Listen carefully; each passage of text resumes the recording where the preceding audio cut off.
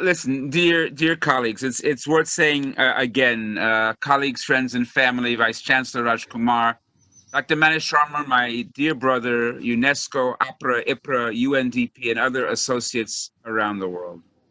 Thank you, thank you, thank you. I'll add an additional thank you for this special opportunity to address you on this special day in this very special and historic time period. As soon as I was approached to give this lecture, I quickly said yes, and moments later came up with the theme Satyagraha and silver linings. I believe it is the absolute responsibility for academics and organizers alike to understand deeply and scientifically the ways in which periods such as these call on us to proclaim and utilize the silver linings in front of us. This is not to deny the dark clouds. Here in New York City, death seems all around us, at our very doorsteps. Um, it's hard to speak. We can hardly celebrate that we now have only several hundred COVID-related deaths per day. Though we are relieved that we have begun to flatten the curve and that our hospitals and the amazing frontline health workers serving them and us are a little less stressed than they were just a few weeks and days ago. Amidst dark clouds, however, we must look and reach and build for the sunny spring ahead of us, even while knowing that not all of us will make it there.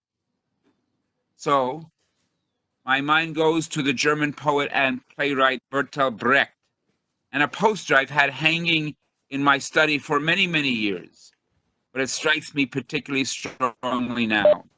It's in the form of a Q&A. The questioner asks Brecht, the artist working during the Nazi period, the following question. In these dark times, will there be singing?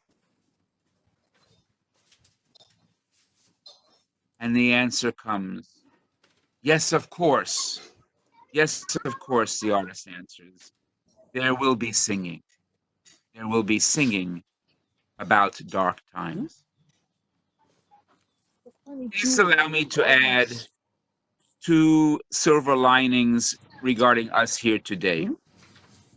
For many years, you, my dear brother, for many years at meetings of the International Peace Research Association and the Asia Pacific Peace Research Association, Manish has invited me, and the two of us have talked about me coming to Panjab University, which we just saw that beautiful video about. And the fact of the matter is, I'm here. I'm here with you now. And even though I'm here in this setting, I take it as a silver lining that I'm here now in the first day of May in 2020. And if we hadn't been thinking virtually and hadn't been thinking of connecting in this at this time, I would not have gotten to Panjab University probably in 2020 or 2021 or 2022. So my being here at this time is a silver lining. And secondly, another current silver lining. When I started the address, I greeted you as colleagues, friends, and family. And I do feel like the more we do this work together, and some of us see each other at conferences every year or every other year, and even at this time when we can't travel, we become family. And so there's a special thought about becoming family now, because without this particular COVID-19, I may have even gone to Punjab University, but now I'm in Dr. Manish Swarmer's living room or study or whatever it is. And I see your living room there and yours over there. And you see my it's actually my bedroom here. So we are really getting into each other's homes. And so we become that much closer. We become family. And we have to make that more than just a virtual thing and more than just it seems like my screen froze for a moment, but more than just a virtual thing, but also more than just a visual reality. We have to make that a reality of our hearts and of our work. So those are some momentary silver linings. So I'm also going to talk about, I'm going to do a little joke, which comes to me from a friend of mine in North Africa about these particular dark times. A North African friend of mine said, wait a second, Matt, you are washing your hands 5 times a day. You are covering your face, especially when you go out. You are absolutely avoiding handshakes and staying away from bars. You're not COVID-19. You've become a Muslim. So that's a little silver lining, a little joke uh, in these difficult times. So as we reflect on the work to be done, I want to begin, as I often do in talks given in India or about Gandhi and peace building, citing my old mentor and friend, Narayan Desai. Narayan Desai, whose father was Gandhiji's personal secretary, Narayan, who grew up in Gandhi's ashram, who eventually became vice chancellor of the Gujarat-based college which Gandhi helped found, Gujarat Vidyapith. Narayan Desai, who founded and led the Institute for Total Revolution, always noting that nothing short of total revolution must be our lifelong goal. Now, Narayan Bahai wrote and spoke about his experiences with Bapu, such that Gandhiji's primary focus, beyond even nonviolence itself, was a commitment to struggling for freedom, no matter what it takes, even and maybe especially giving one's life to the fight. I think about this as I reflect upon life as an elder, as a person with COVID-19 related comorbidities, with immune issues, and the natural desire for all of us to stay alive and healthy for as long as possible, of keeping safe and strong and positive. But, as most revolutionaries throughout world history have taught, working for the people, with profound love for the people, fighting for peace with justice, must be made a priority beyond life itself. To live a full and fulfilled life, one must be willing to sacrifice that life for the people, a concept often overlooked in the part of the world where I come from. A related point which Narayan Desai focused upon was the meaning of the word and the concept Satyagraha.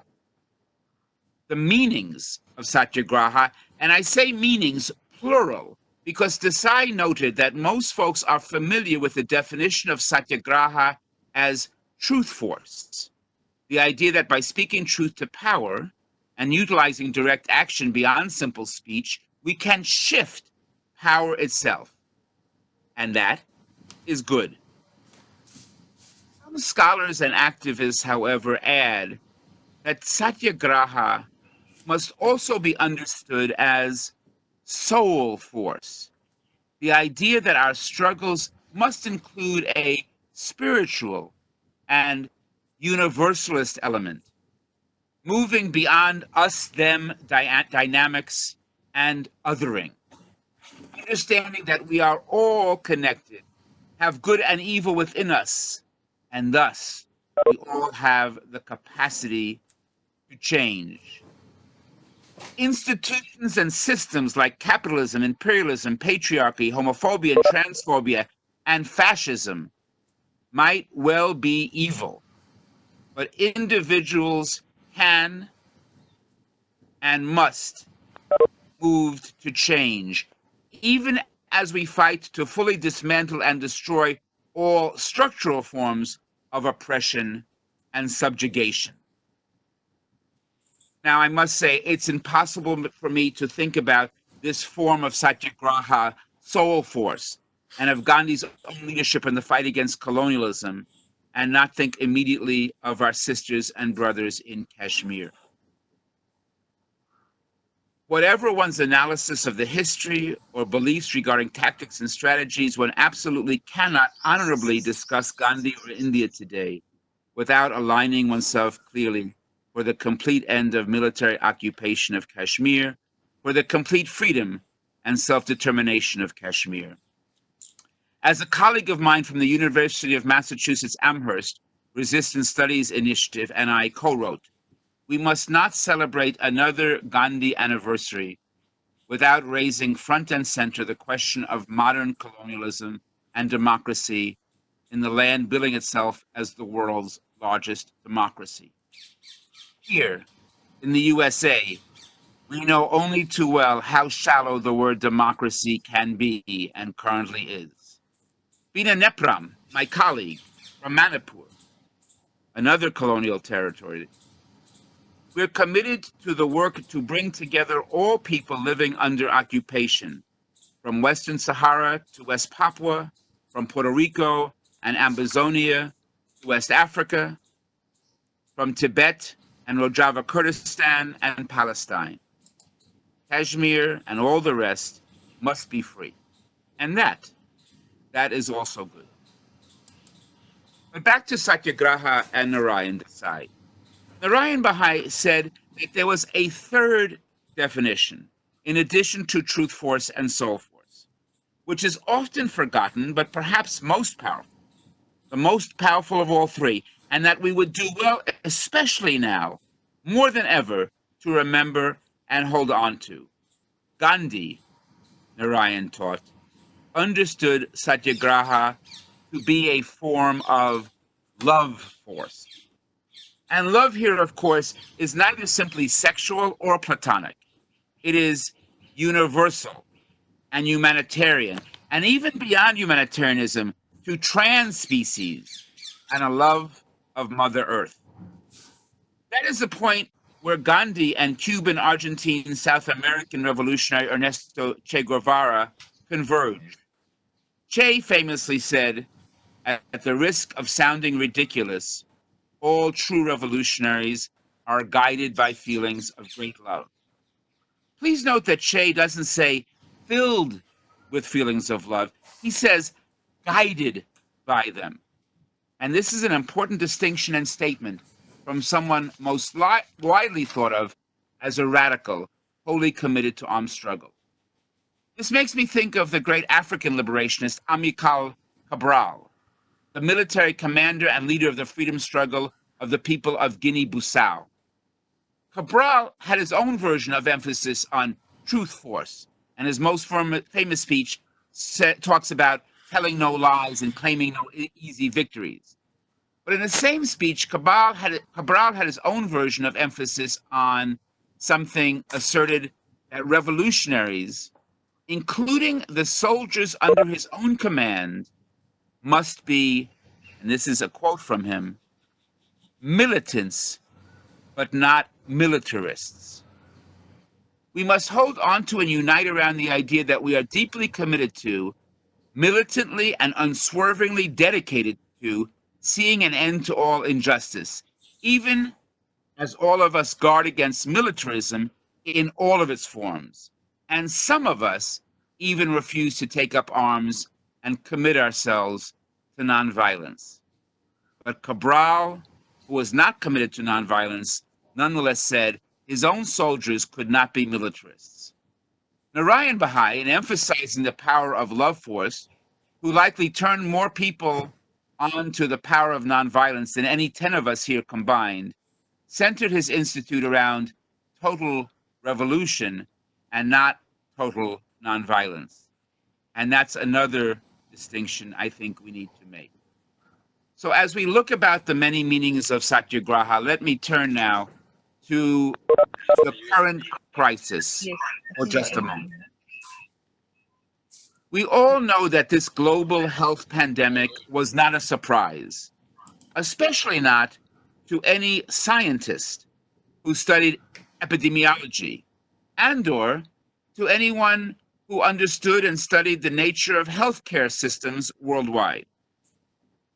We also know that the billions of dollars being poured into the search for a COVID-19 vaccine and cure will likely come up with something.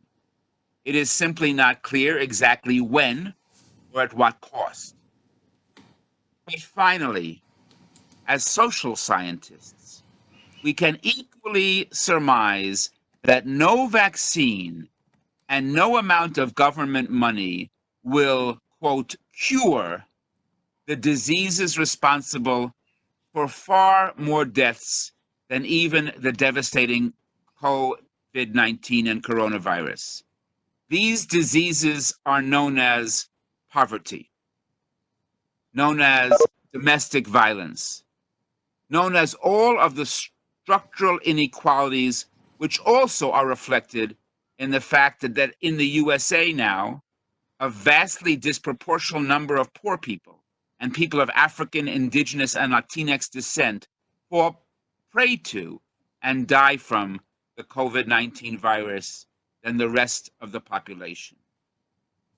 As people committed to the study of peace, we must focus our scientific work as well as our community organizing around connecting the cures for both medical and socio-political economic viruses. Allow me, though, to conclude now by discussing a few silver linings, a few things of how we can emerge from this period with lessons learned maybe stronger. First, I am immensely pleased to be able to report about something positive coming from my own country, something launching this very day. A new people's strike movement is going public on May 1st. It's not yet 7:30 in the morning here in New York City and 4:30 on the west coast of the United States. And all through this day today, a coalition has emerged in just the last few weeks that far overshadows anything I've seen in my entire adult life. Since the end of the Vietnam War and the movements for civil rights, for Black power, and for an end to that war, there has, I believe, been no coalition more robust, more creative, more energetic, more diverse than this People's Strike movement that is launching on this very day. So it seemed an especially perfect honor to begin my day addressing you on the other part of the world who have taught us so much about mass mobilization, about the power of nonviolence, and about the many diverse ways that people can strike. And in fact, today, people are not doing any one thing. They're doing many, many things based on the appropriateness in their local communities. In some places, people are, as we need to be, staying at home, just refusing to shop, refusing to order takeout or delivery or any online service. There are others who are taking their time working virtually and saying, today I will not work. I will strike by not working for a few hours, even from my own home. And then there are some workers of Amazon and Whole Foods and other international businesses that have been particularly reckless in this period who are actually going to walk off the job today. But the principles of these actions are threefold and are really new in US politics in the way in which I think they're visionary without being sectarian. The three principles of today's Mayday 2020 People's Strike movement are: first, unity without uniformity. We can do our own things on the grassroots level and have unity without all doing the same thing in lockstep. Second, mutual aid. The focus of our work must be on helping one another. And third, we must protect the workers, protect our families, protect our communities, and protect one another. And with those basic principles, we go forth today proclaiming for a day no work, no shopping, no rent. For today, no borders, no prisons, and no evictions. And just for today, no school, but mainly and most of all for today and tomorrow and the future, no silence. We must not be silent. We have to speak the truth with love, with soul, to those who are most powerful. And I guess I want to say as the last word as we're coming to 7:30, or I'm sorry, we're coming to 4 o'clock your time, and or no, coming to 5 o'clock your time, and realizing that we will try to take a little time for question and answer. But just to say this, I wrote this to some friends on Facebook a couple of weeks ago at an earlier stage in this pandemic. In my view, this is a particularly powerful time to be part of an organization that has research in its title, peace research in particular. It's an important time because, in fact, this is a period where science and the combination between science and love and soul and truth can lead the way towards understanding that the world we can build has to be a world based on rational, community based caretaking. So I'm very proud to be the Secretary General of the International Peace Research Association. I'm very proud to be invited by the co-chair of the Asia Pacific Peace Research Association. And I'm very proud and pleased to be associated with all of you as we build towards a hoped for in-person conference in middle January 2021 in Nairobi, Kenya. But if we can't do it in person, we'll continue using our best scientific minds to find cures to all of the evils of the world. And we will find them together by connecting, by becoming family, and by building as one. Thank you. Thank you so much, sir. Thank you. So you had finished your talk within the time limit period. So in fact, you can take another 5 or 10 minutes later on also. In fact, I would like to share with all of you is that we have some people from USA, Indonesia, Nepal, and we have Maricom from South Africa also. So she joined in between, and we have some other faculty members from the Panjab University also. Uh, Ramesh ji, thank you so much for joining us. And what really I want, or we really want from all of you, is that if in case like we have people from Indonesia, from South Africa, if we you can bring your perspective of what's going on in your respective country with relating to COVID-19, it would definitely help us.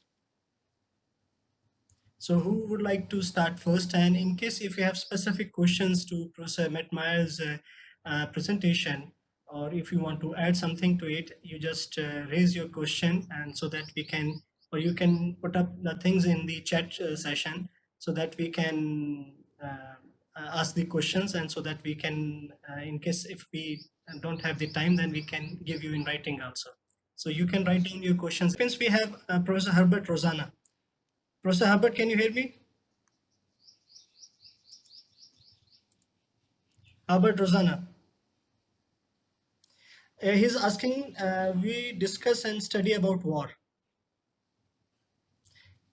Can you raise your question, Professor Herbert Rosanna or Priska?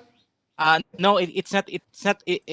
it's not a question actually. It's more of a opinion. We said that we were always discussing about war, but now we are facing a different kind of um, situation. And I really like the lecture about the silver lining. All of us are looking forward to that, and our peace research and activities will lead us to that silver lining. Maybe some of us will not be able to reach that silver lining, but we are helping everyone to be there.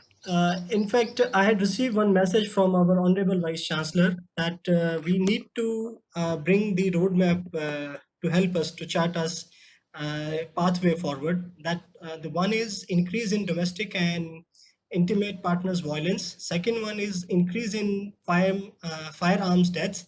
Third one is increased violence resulting from lack of trust. Fourth one is we will see an increase in human rights abuse. The fifth one is fear will be used to incite violence. And the sixth one is extreme number of displaced persons will suffer even more. That's what Professor Herbert Rosanna was also saying, I think the same note.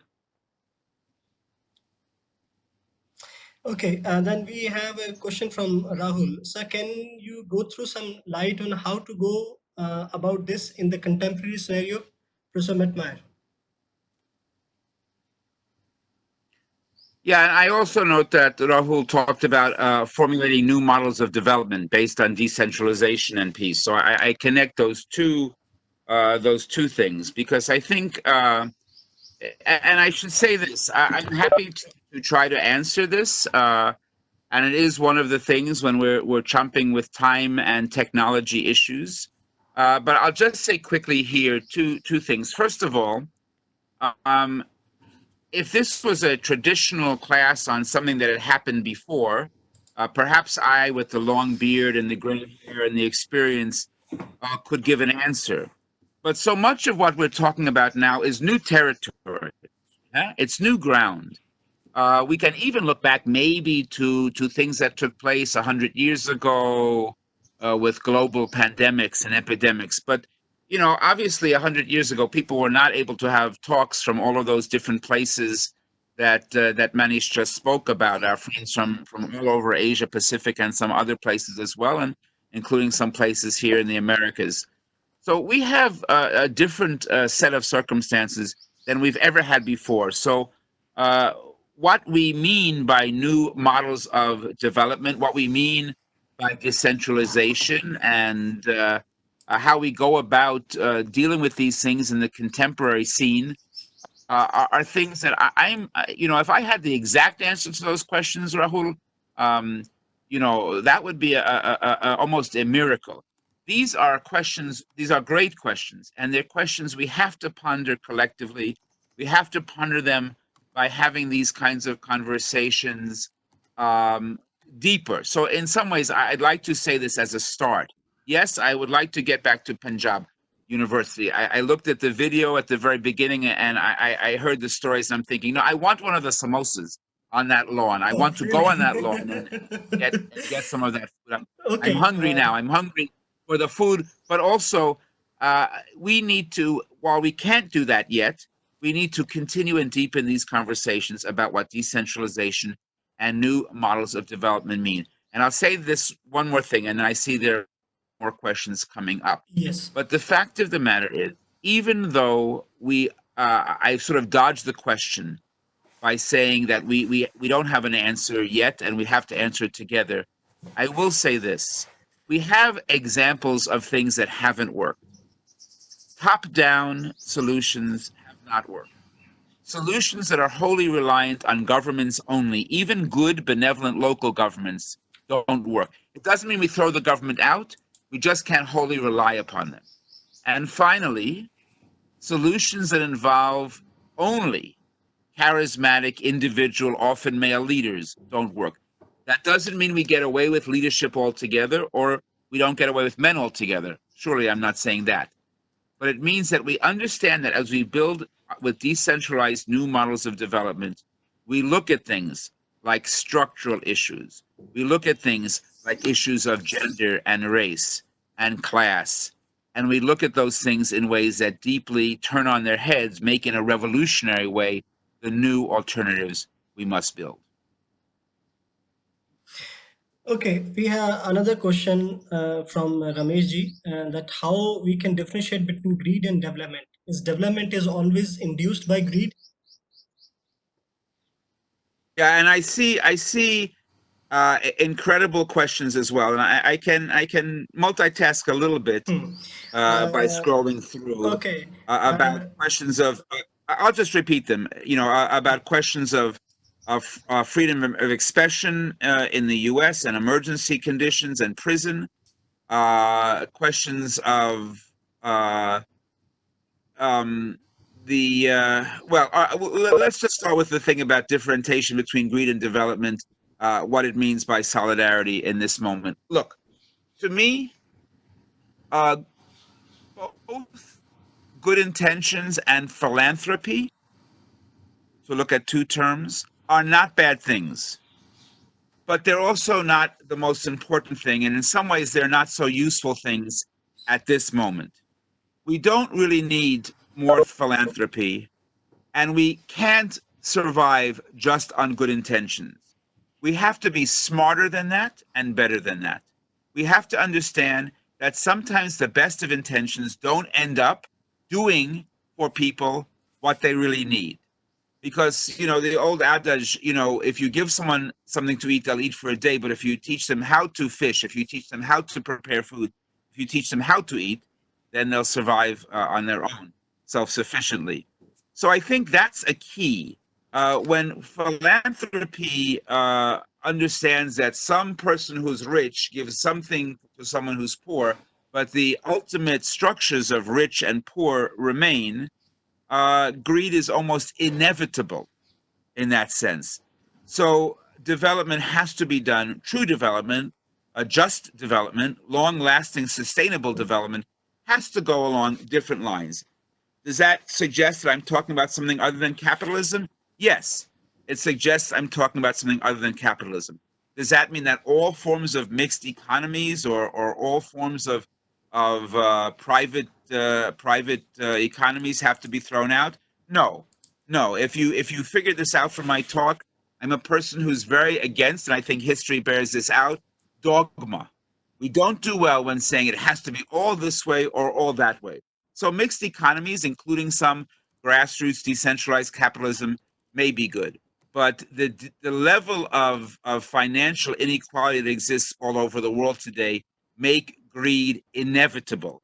And then philanthropy looks like a great thing when really it's not, because it ties into the structural violence that means we're going to continue and maybe even intensify rich and poor. I don't want anything from Bill Gates.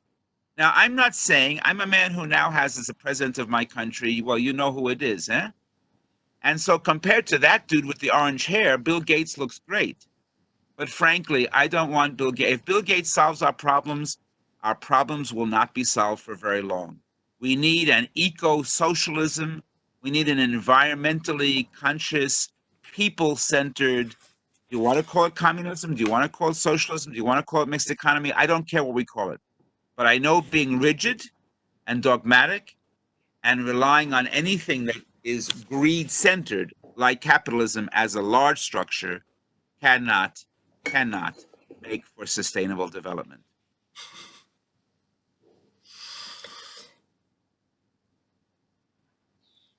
In fact, one question we had received from Mr. Rajdeep: do you think solidarity, compassion, and mindfulness is the way ahead? And Dr. Ashu, she had mentioned that I think the situation now will be totally different. I agree with Professor Matt. We have not to depend upon government only. Every individual is required to work on their duties rather than on rights. Yeah.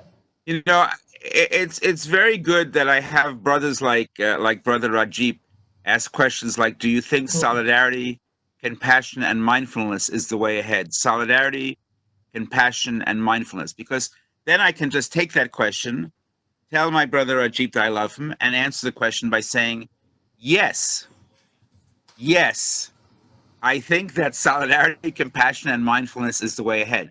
And then we can move on to the next question. It's the easiest question I've gotten today. Although I will add, it's impossible not for me to add a little bit on it. I think, in addition to really centering on the focus of what I'm saying and summarizing it very well, I think we need to begin talking about a new solidarity. The same way I really think we need to be talking about a new nonviolence. I think the 21st century requires us to take these historic terms and reinvent them. A great US-based feminist, lesbian, nonviolent activist by the name of Barbara Deming talked about nonviolence as being in its infancy. This is at the very end of the 20th century, but we're not much later in world history than that. She said nonviolence is an experiment that we've just begun. And so when people say nonviolence doesn't work, well, we've hardly given it a chance to work. Eh? So I believe that solidarity and nonviolence need to be reinvented, re-experimented with, needs to be deepened in our commitment for the 21st century. So yes, Rajdeep, I do think solidarity, compassion, and mindfulness is the way ahead. But I think we need to vigorously examine and re-examine and discuss in forums just like this one what those words mean in a practical term and how we can make them more robust than they were even 5 or 10 years ago. Yes, I said we can't depend on the government only. I think there's a balance. Like most things, I think there's a balance. I'm not the kind of anarchist or institutionalist that says we do away with all governments or we do away with all large governments. I think there can be values to federations and incorporations. I think there's a value. For example, my initial research as a scholar was as a Pan Africanist, and I think there's something to be said for something like Pan Africanism. I think the European Union has done some good things for that region of the world. So I'm not against all things big or anything centralized. But for example, I'll say this. I think the United States, my own country at this moment, is much more of an empire than a nation state. Much more of an empire than a nation state. And frankly, I think it's an empire that has been in deep decline over the last 5 to 10 years. The great peace researcher Johan Galtung, who in some ways founded the field that Dr. Schwarmer and I and many of you are part of, peace studies and peace research. Johan Galtung wrote some years ago about how the U.S. has, as an empire, has 10 years maybe at most, and that there are two directions. He wrote this years ago, two directions that the U.S. as an empire in decline can go. It can either go towards fascism, Galtung said, or it can go towards a sort of democratic socialism, a beloved community.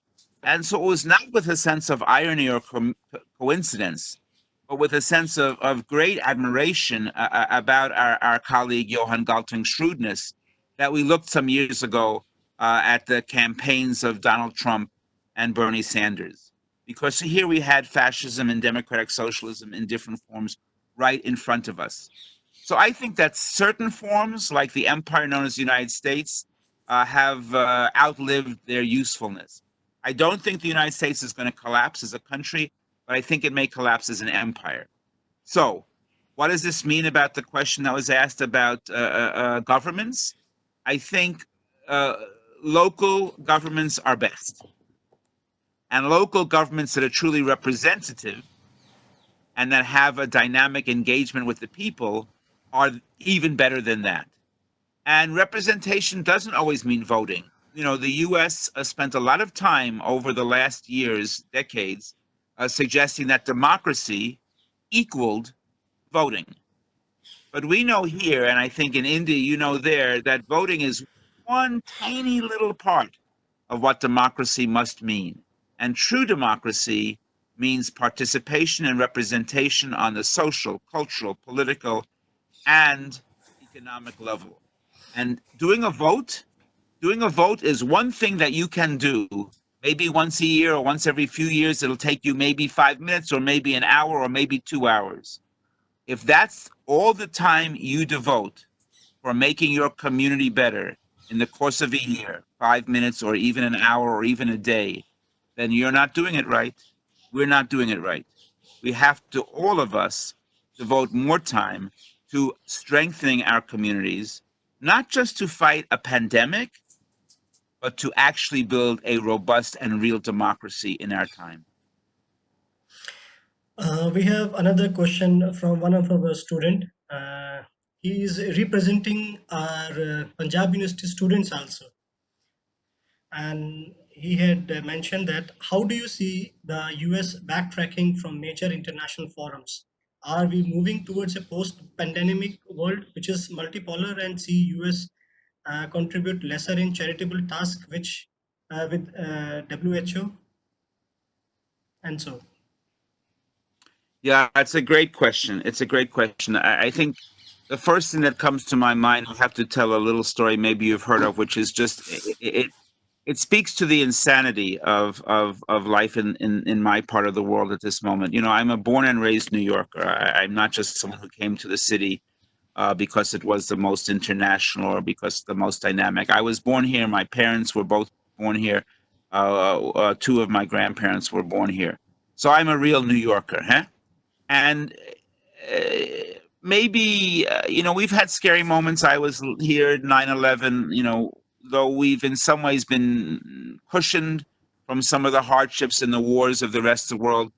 uh, Things got very scary here, especially a month ago, a few weeks ago, when it looked pretty clear that the virus was coming, that it was coming to us fastest and hardest, and perhaps our hospitals and our healthcare workers in our city was going to be fully overwhelmed and fully spread with death in this disease. So it was scary.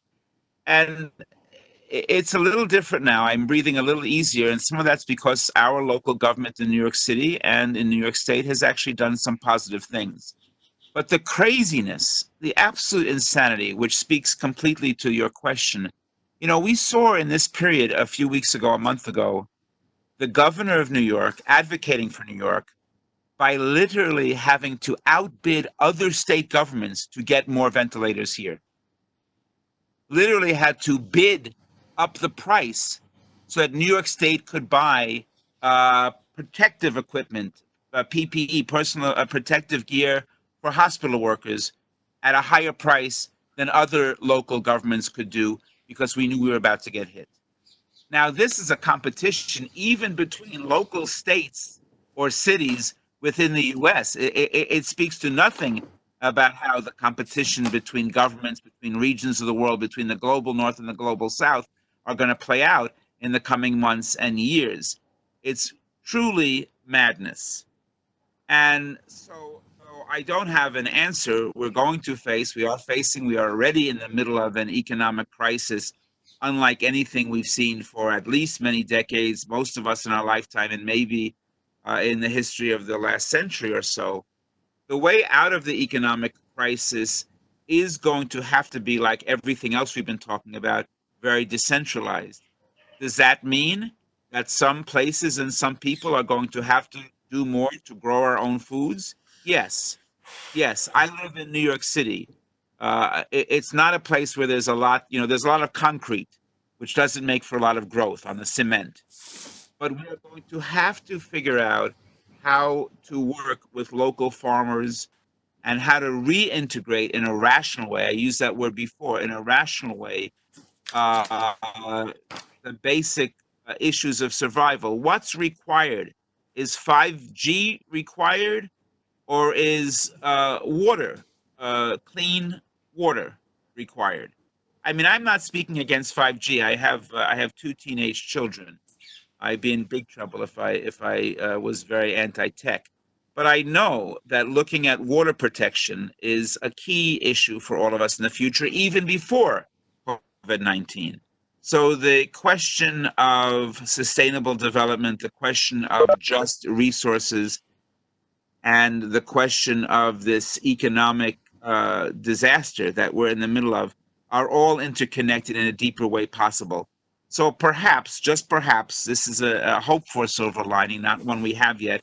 Perhaps more of us will look more deeply at how to make those connections in terms of an eco-socialist, an ecological, and a community-centered food and justice reality.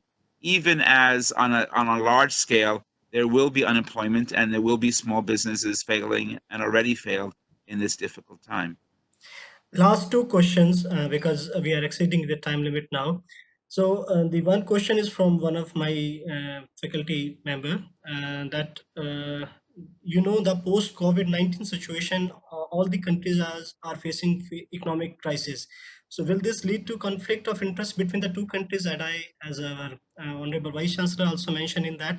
The second one is that does the role of WHO in dealing with this pandemic and working in favor of China in the initial phase of spread of COVID-19 undermine the role of world institutions in the global world order? Yeah, I think it's quite complicated. You know, one of my roles here in New York City is I do quite a lot of work at the United Nations, and at least for the moment, in addition to my role as Secretary General, I'm also the chief UN liaison between International Peace Research Association and the UN Development Program and ECOSOC, which we have special consultative status with.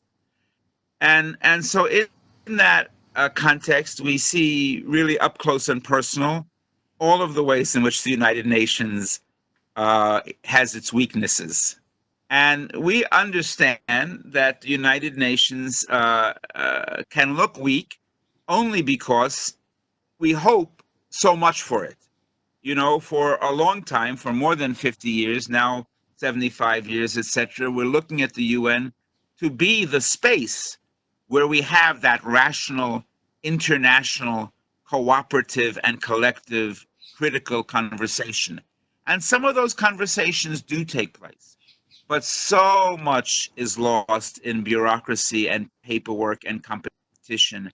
And so groups like the WHO make some of the mistakes that we've seen them make in the recent past. And though I want to critique those mistakes, I also want to be a little gentle in saying at the moment, despite the vast array of problems that the UN has in New York and in Geneva and in Paris and all over where the UN has its spaces and its places, they are still the only place we have that that allows and gives voice for a truly international conversation. We have to make the UN better, and probably the way we make the UN better is by making conversations within the Asia Pacific region more robust, within Africa more robust, within the Americas. I'm trying to do a lot of work to get North and South American scholars, and even across the border, US and Mexican scholars and activists in communication.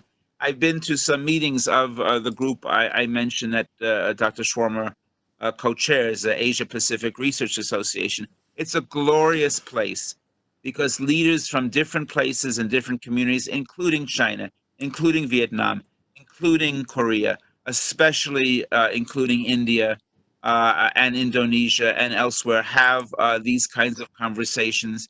And we begin to see the way the world could look if the whole world and governmental leaders could have these conversations. Favoring China and the WHO favoring China, I'm not sure. China is where the outbreak was first clearly worst. First clearly worst. And it wasn't clear at all how long it would stay there, how fast it would drift to other places, and how devastating it would be in other places. It just wasn't clear. So to focus on China in that initial period, I can't say so quickly that it was a mistake. Did they eventually give China more kudos than they deserved? Yeah, that's possibly where the mistake lied. I happen to think that Vietnam did a much better job than China, if you actually look at it. And obviously, we're looking carefully at the examples of South Korea and other places. But to me, I think I want to provide a little bit of softness in our critiques to the UN. I really want to work, like there are places I don't choose to work inside. I very, very, very much choose not to work inside the US government, though I understand some people feel like they need to. But at this moment, I still feel, this is my personal perspective, that working inside the UN to make it better is one way to go. Thank you so much, sir. Now I'm going to unmute all. Anyone who want to say anything for 1 minute, so they can say to our honorable Uh, Dr. I want to thank Professor Matt.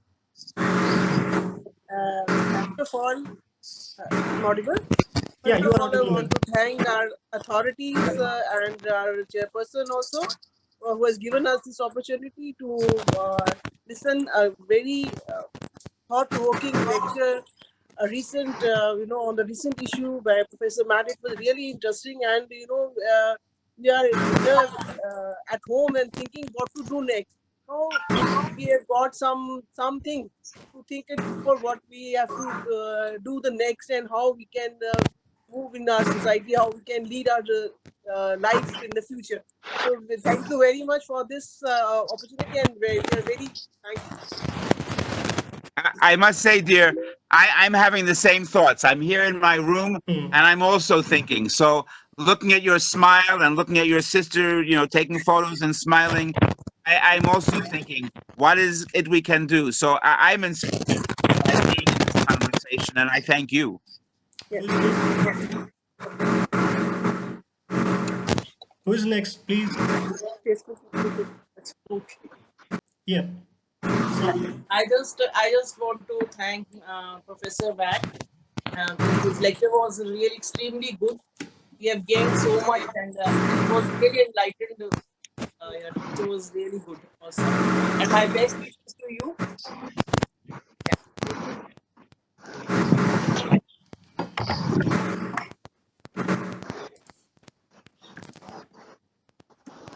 Yes, who is next?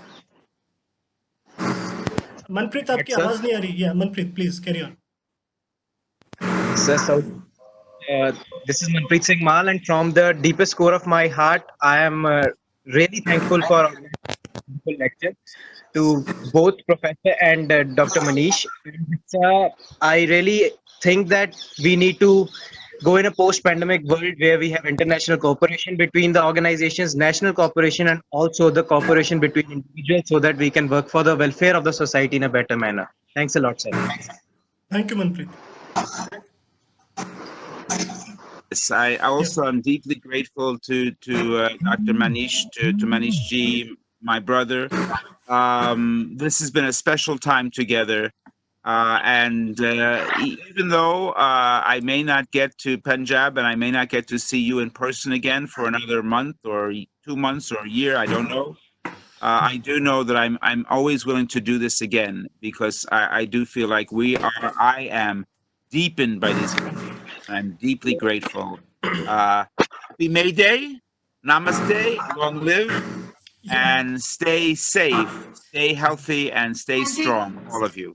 Thank you so much, sir, for giving this opportunity to have the interaction. And in Lovely. fact, I'm thankful to my faculty members, my other staff members, my students, and the people who had joined our Thank you very much. other departments from UNESCO Institute. These kind of activities very soon with other speakers. So looking forward to see you again very soon. Thank you so much. Take care. Stay safe. Stay home.